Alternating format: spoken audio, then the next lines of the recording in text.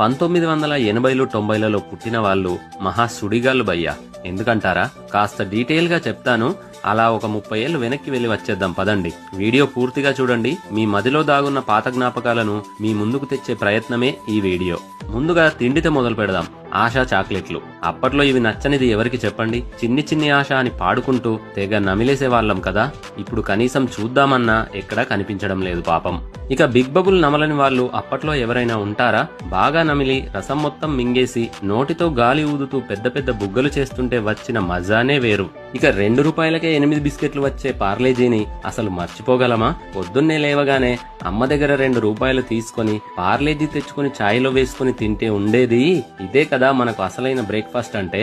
ఇక Gita ice cream alias పాల ice cream ఎంతమందికి ఫేవరెట్? ఐస్ క్రీమ్ మీదున్న కవర్ తీసుకొని దానికి అంటుకున్న క్రీమ్ మొత్తం జుర్రేసి ఆ తర్వాత అసలైన ఐస్ క్రీమ్ తినడం మనకు నేర్పింది ఈ గీతా ఐస్ క్రీమే కదా.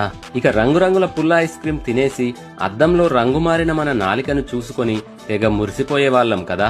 ఇక పెప్సీలు మరోవైపు కవర్లో గట్టిగా ఉన్న కలర్ ఐస్ ను కరకరా నమిలేసి అది రసమయ్యాక ఒక మూలన సన్నని రంధ్రం చేసి తాగుతుంటే వచ్చిన కిక్కు ఇప్పుడు ఎన్ని రకాల స్ట్రాలతో తాగినా రావట్లేదు. ఇలా 5 వేలకి బొంగులు తగిలించుకుని తినని వారు ఎవరైనా ఉన్నారా? అసలు నో ఛాన్స్ కదా. ఈ పేలాల ముద్దలు చూస్తే మీకేమనిపిస్తుంది? అప్పట్లో ఇవే కదా మన ఫేవరెట్ స్వీట్స్ అంటే. గోలీ సోడా బండి మన ఇంటి ముందు నుండి వెళ్లే టైం కోసం ఎదురు చూసి కారం కారంగా తాగిన అల్లం సోడా ఇప్పుడు ఏ దేశం వెళ్లినా దొరకట్లేదు. ఇక మన ఆటల విషయానికి వస్తే కచ్చకాయలు ఆడితే ఒరే ఆడంగోడా అని ఫ్రెండ్స్ ఎగతాళి చేస్తారని తెలిసినా కూడా అమ్మలక్కలతో కచ్చకాయలు ఆడిన మగాళ్ళు మీరు మర్చిపోకుండా కింద కామెంట్ చేయండి. చిన్న బ్రేక్ దొరికితే అష్టాచెమ్మ, హాలిడే రోజున పచ్చీసు ఆడేవాళ్ళం. ఇక కజిన్స్ అంతా ఒక్కచోట చేరితే చిట్టీలు చింపుడే, రాముడు సీత ఆడుడే. మీలో దేవుడా నాకు రాముడు సీత కాకుండా లక్ష్మణుడో హనుమంతుడో రావాలని మొక్కుకునే అమాయక ఆటగాళ్లు ఎంతమందో కింద కామెంట్ చేయండి. ఈ గోలీల గేమ్ లో ఒక్క గోలీ మిగిలిస్తే వరల్డ్ కప్ గెలిచినంత బిల్డప్ ఇచ్చిన వాళ్ళు ఇక్కడ ఎంతమంది? ఇక అన్ని మెటల్ బాల్స్ ను మ్యాగ్నెట్స్ తో గోల్స్ వేసిన గోల్ కీపర్స్ ఎంతమంది ఉన్నారు ఇక్కడ? మన చిన్ననాటి హెలికాప్టర్ అంటే ఇదే కదా. చేతుల మధ్యలో పెట్టి తిప్పి తిప్పి ఎగరేస్తే అప్పుడు వచ్చిన ఆనందం ఇప్పుడు నిజమైన ఫ్లైట్ ఎక్కినా వస్తుందో లేదో. ఇక పాడైపోయిన ప్రతి టైరు మనకు ఒక కొత్త బండే కదా.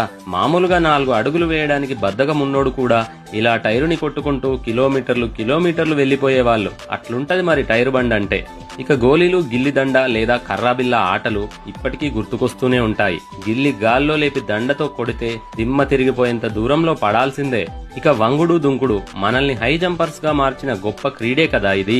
చందమామ కథలు చదివి ప్రపంచాన్నే చదివేసినంత ఫీల్ అయిపోవడంలో తప్పే లేదు కదా. మనకు దసరా దీపావళి 10 రోజుల